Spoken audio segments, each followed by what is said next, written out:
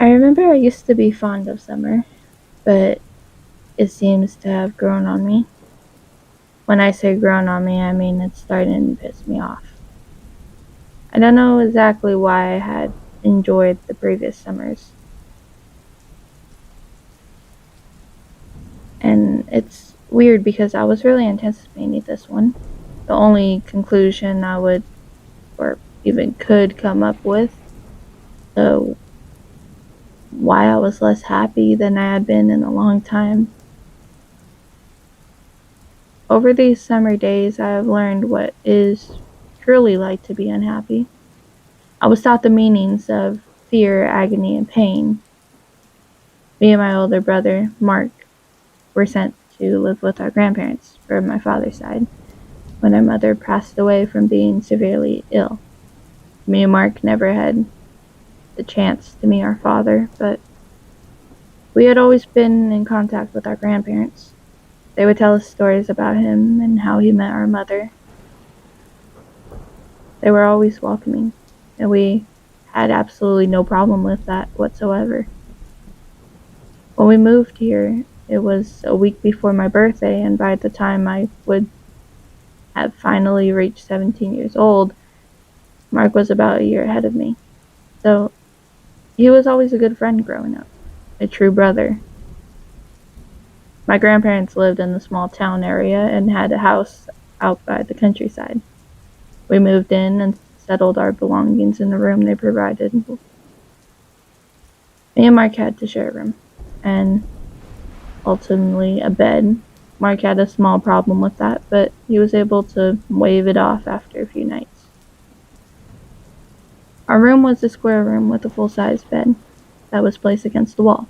The wall was just opposite of the wall that the bed leaned against, had a slidable window door with a screen door behind it.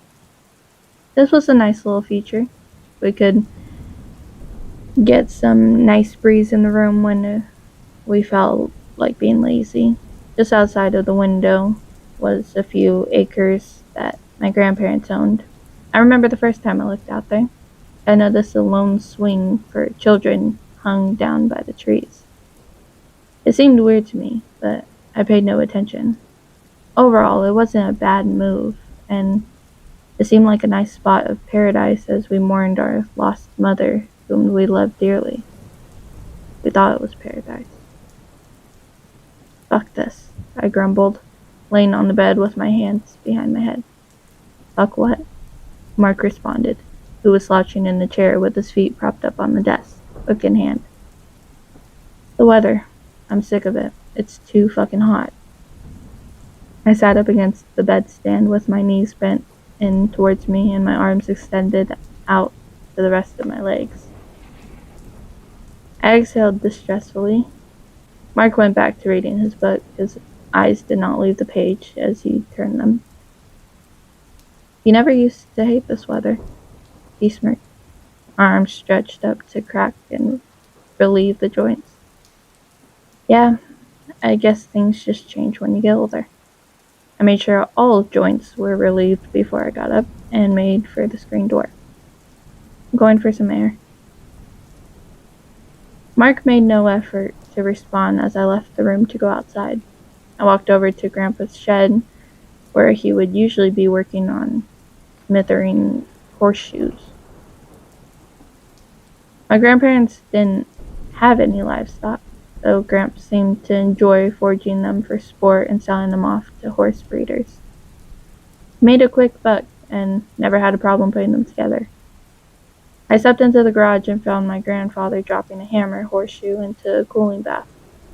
He looked over his shoulder and saw me enter. Hey there, Jimmy boy, he greeted in his rough, weathered voice. He slid off his leather gloves and tossed them aside. What brings you here?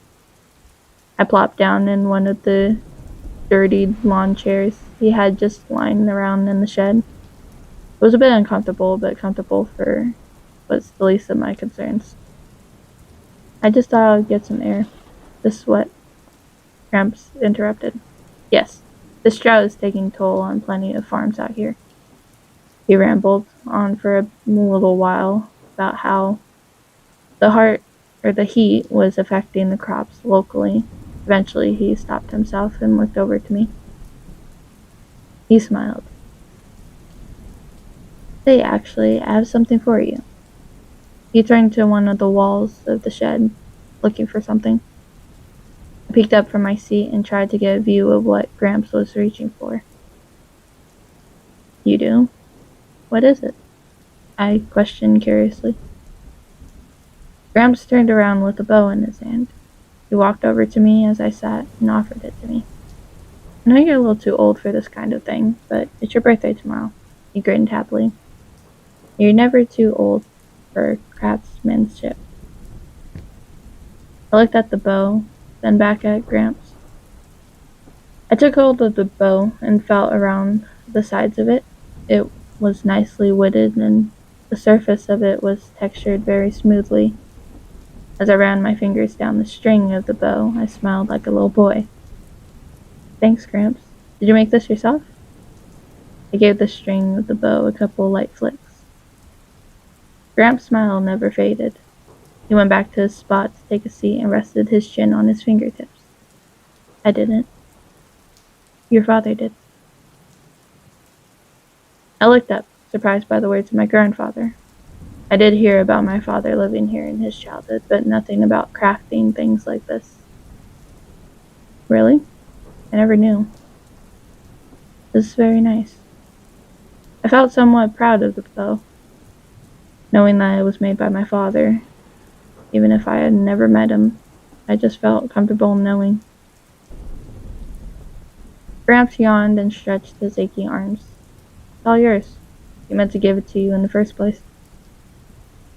"What? How?" All of this was so shocking to me. These were things that I have never heard about my father. There was a question that I never thought about asking until now. Maybe it was because I didn't want to know. I was just fine making do without knowing. Suddenly, though, I had the urge to ask. "Gramps, what happened to my dad?" Gramps bellowed a sigh. "He left here in such a rush. When he knew your mother was pregnant, his bags were packed and all before he told us he was leaving." He held a horseshoe in his hand and twirled it as he spoke. His eyes focused directly on the metal. Before he could continue, we heard Grandma call us in for supper. We got up and left the shed to meet Mark and my grandmother preparing to eat at the table. It was something that me and Mark hadn't experienced for a long time. A home-cooked meal, though. Throughout the entire meal, I couldn't help but wonder what happened to my father. It was something that I almost never thought about, and it confused me on why I was thinking of it now. Gramps didn't speak to me at all afterwards. I tried not to think about it, but that damn question kept haunting my mind. It was growing to be a mystery that I had to solve. Me and Mark were back together in our room, though he was on the bed now, still enjoying that book of his. I leaned on one side of the screen door as I sipped my root beer pleasantly. And in deep thought, it was starting to get dark, and the night was quietly still. Barely even a cricket would chirp from time to time. I stared out to the trees, observing the lonely swing that hung sadly. "You should get some sleep tonight, Jim," Mark explained to me as he read his book. "You seem really stressed lately." He was right. I felt really stressed over the last few days, and I didn't know why. I assumed it was just because of all the events that had happened up until this moment. I looked over to Mark, frowning. "Yeah, I think you're right. I've been thinking a lot." Mark finally looked up from his book. He had blue eyes like our mother's. His blonde hair resembled that of her as well. "Thinking about what?" he questioned me, curious of my thoughts. I looked back outside. Just stuff, I guess. I fixed my sight on that swing again. There was something strange this time, though. The swing was swinging back and forth as if someone shoved it. What scared me was that there was no wind at all. The night air was deathly still. I squinted my eyes, and suddenly I was able to spot what looked like two devious glowing eyes. What the hell? I whispered to myself. What was it? Mark looked up at me and saw that I was peering out the window trying to eye something that seemed far away. What are you looking at, Jim? He joined me, looking out the window also. Just as Mark came to my side, the glowing eyes had vanished from sight. Is there something outside? Mark's head turned, scanning for anything suspicious. I, uh, I, I guess it was nothing. I passed it off, believing that it was just my mind playing tricks on me. I was tired, and I needed sleep. I closed the slidable glass door behind the screen door and went over to the bed.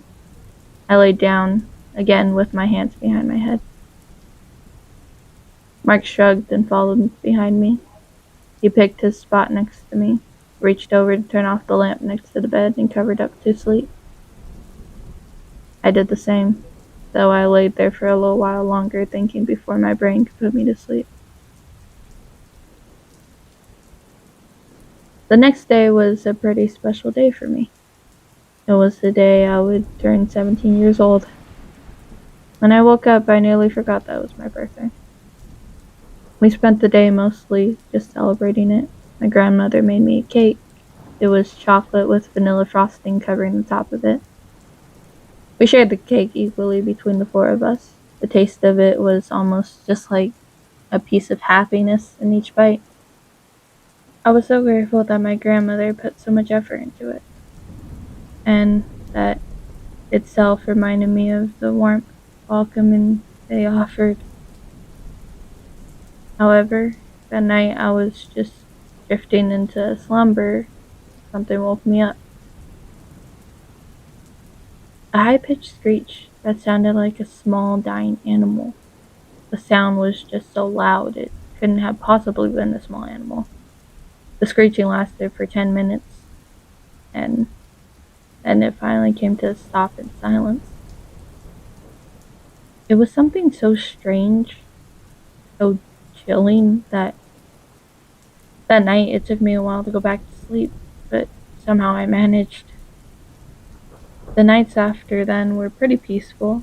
There was nothing odd that would throw me off during the night.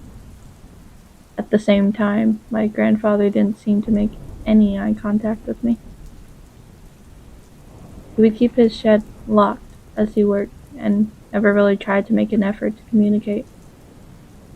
It bothered me, honestly. It made me feel like there was something he was hiding and didn't want me to know. Anytime I would try to talk to him, he was friendly, but he shooed me off with some excuse most of the time. It was becoming increasingly difficult to get answers to my questions. Then another night came when I heard that terrible screeching. My eyes shot open to the sound of it. It was a lot louder than the last time I heard it, like it was closer to the house than before. I wasn't going to stand there for it this time. I threw off my covers and worked to get out of the room silently. Where are you going? Mark asked in a tired voice. I turned to him and saw him lifting the covers up and leaning in my direction. It's late, Jim. Where the hell are you going? Then, I'm sure he heard it when another loud screech burrowed in through the darkness. I could see Mark's jaw drop slightly to the sound of it. Before I left the room, I saw those glowing eyes again in the distance from the window. I pointed to the window intently. I'm gonna figure out what the hell that thing is. I knew it was a stupid idea, but I just couldn't stand it anymore.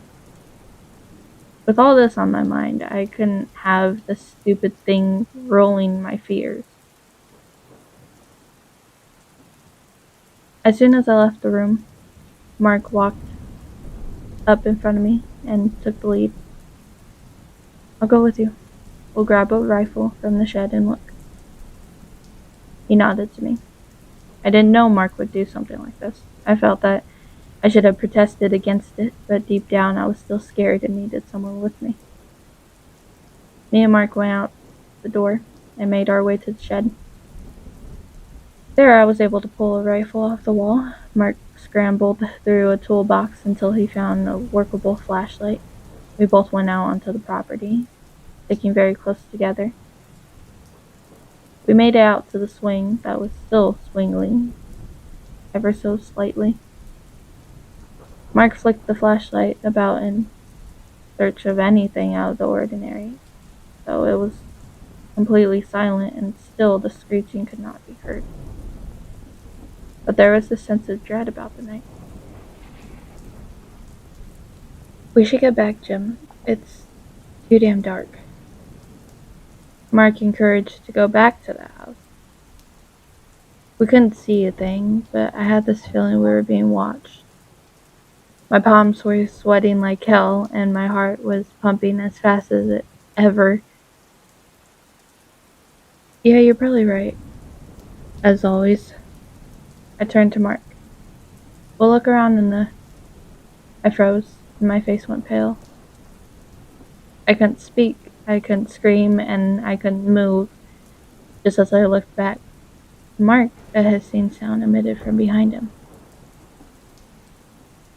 What? What's... Above Mark's head was the jaws of something horrible. It was so close to Mark that its face was so clearly visible to me. Its neck was long and had thick, feathered ripples going down its body. Its long, disgusting snout dripped horrendous drool from the bottom jaw. The creature's very being looked as if it had been rotting through its entire lifetime. Just as I saw it, it released the very terrible screech that I had heard on those sleepless nights. The thing grabbed Mark and threw him to the ground, ripping at his sides. Mark screamed in agony as the monster attacked him, and I finally forced myself to move. "You fucker." I ran at the thing. It was a lot larger up close. It reeked of death and rotten flesh, but that didn't stop me. I lifted the rifle and shot at it. The shot grazed the shoulder of the beast. The monster let out a painful cry, then it turned to me. Leaping, at that moment my heart stopped. The creature was on top of me, trying to snap me in its massive maw. I couldn't aim at the monster. I was using the rifle in both hands to keep the sharp teeth of the monster away. The mouth of the monster was wrapped around the gun as I pushed with all my might to keep it away. After a while of fighting, the monster was able to chop the rifle in two. With the great chomp of its bite, my eyes shut tight, and I expected the worst. Suddenly, the sound of a gunshot blasted through the air. I opened my eyes, and the creature rolled off and scurried into the darkness. I looked over to my left and saw my Gramps wielding a double-barreled shotgun. "Get your ass up," he yelled at me. He walked his way over to me as I lay on the ground, shocked. He grabbed me by the back of my collar and lunged me to my feet. "Do you want to die?" I was looking around for Mark, but I couldn't see him. I was in a panic, though Gramps paid no attention to Mark's disappearance. "Where the fuck is Mark?" I yelled back at Gramps. Gramps only pushed me all the way back to the shed, checking behind him constantly for the beast. As soon as we got back to the shed, he grabbed a box of shotgun shells and loaded another buck into his barrel. "We're killing this fucking thing, kid." Gramps spat. His face was calm and unhindered by the sight of that monster. I, however, was still scared by the eyes of the nightmare. When the thing tackled me, I was so deathly close to it that it burned a mental image into my head. My heart was still beating. super fast, and I could barely breathe. Did it take Mark? God, we just left him there. Gramps grabbed another flashlight and flicked it on and off to make sure it was working. He looked over with me, with a serious glare. I didn't know what to do. The face of the creature terrified me. I said, "We're killing it, Jim. Grab something or it'll get away." Gramps stepped out of the shed with his shotgun in one hand and a flashlight in another. I looked around, not knowing what to do. Then I saw it. The bow. I went over to it, scooped it up, and threw it over my shoulder. Just as I exited the shed, I grabbed a quiver filled with freshly fledged arrows tipped with sharp, piercing arrowheads. I caught up with Gramps and walked side by side with him. Gramps looked over at me, then back to the trail towards the lone swing. "That damn thing killed your dad, Jim," he said in a low, mournful voice. "He's been hunting our family in these woods for ages, and it didn't want your father to leave." The words that I was hearing from Gramps were nonsense to me. I couldn't believe anything that I saw or heard on this night. I was scared, but I felt this anger inside of me that made me want this thing dead. "I think Mark is fine, though, kid. He's your mom's boy, not our blood." I had to think about it for a little bit. Mark wasn't our blood. I had always thought Mark was born from my dad and my mom, though Gramps said otherwise. I had hope for the best. I was praying that Mark was alive somewhere. Eventually, we made it back to the swing where Gramps shined the flashlight in the direction of where the beast was seen. A trail of blood led into the woods. Gramps then looked at me, nodded, and started in the path of the blood. We walked for 5 minutes before Gramps put his hand on my chest and stopped me. "Stop," he whispered. "Listen." It was silent, and all that could be heard was the light breeze that riddled the branches of the woods. Then we heard it. A hissing sound. The sound of the hissing grew louder and louder, and we knew when it was coming. The beast was getting closer to us again. The hissing turned to another one of the beast's light screeches and leaped towards Gramps. Gramps pumped his shotgun at the monster, but it was a complete miss. The monster grabbed Gramps by the head with its huge claws and a bit of his shoulder. Gramps yelled in pain as the beast threw him aside into a tree with the snap of its arm. I stared in terrible dread at the horrific monster. It turned to me, and it looked into my eyes with a frightening glare. Then the beast hissed again. This time, though, it hissed my name in a low and miserable tone. It said Jimmy. My heart sank. My stomach curled, and I wanted to throw up then and there, but I couldn't. I had to move before it did. I went to draw an arrow and load it into the bow and aimed it for its disgusting face. The monster got ready to run at me, and I hesitated, releasing an arrow into the leg of the monster. It screeched and shrieked in pain as the arrow stuck in its large thigh. I didn't stop. I drew another arrow, loaded it, and aimed. The monster didn't stop either and charged at me. Just as it made its way to me, my arrow flew right into the eye of the creature, with a heart-chilling slosh of blood escaping its head. The thing thrashed and screamed about, then landed right on top of me, still alive. It was crazed and attacking at random, slashing at my shoulders and my arms. My heart raced with each blow it made to my arm. I wasn't gonna die here. Wasn't gonna let it kill me. My free arm grabbed another arrow and I began stabbing it repeatedly in the neck. My eyes were shut tight the entire time, but with each stab it yelped and squealed as I pressed the sharp arrow into the rotting flesh. The blows began to slow down. and get weaker.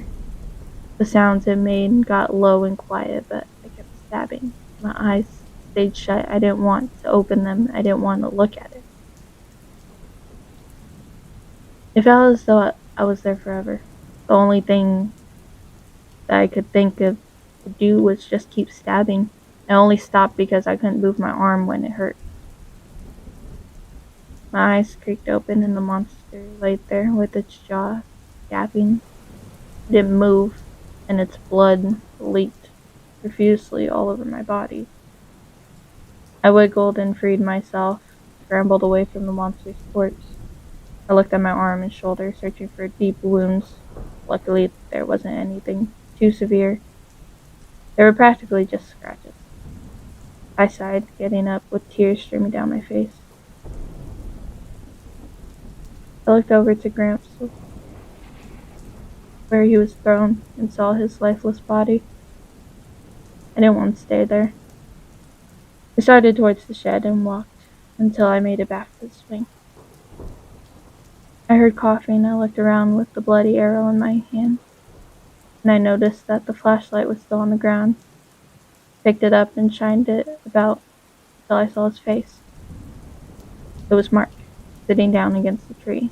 I ran to him, scanning his body.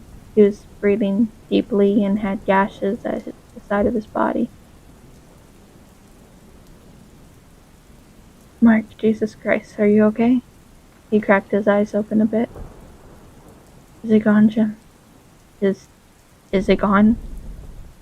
His voice was weak, and blood trickled out the side of his mouth. I knew I couldn't leave him there. I was both amazed and relieved that he was alive. I made to comfort him. Yeah, it's gone, Mark. It's gone. I wiped the tears out of his eyes, trying to keep his attention on me. Stay with me, okay? I picked him up and put his arm over my shoulder, get him on his feet. We limped our way back to the shed and called for grandmother. And just as we made it back to the shed, we heard it. The terrible, petrifying shriek emitting from the woods.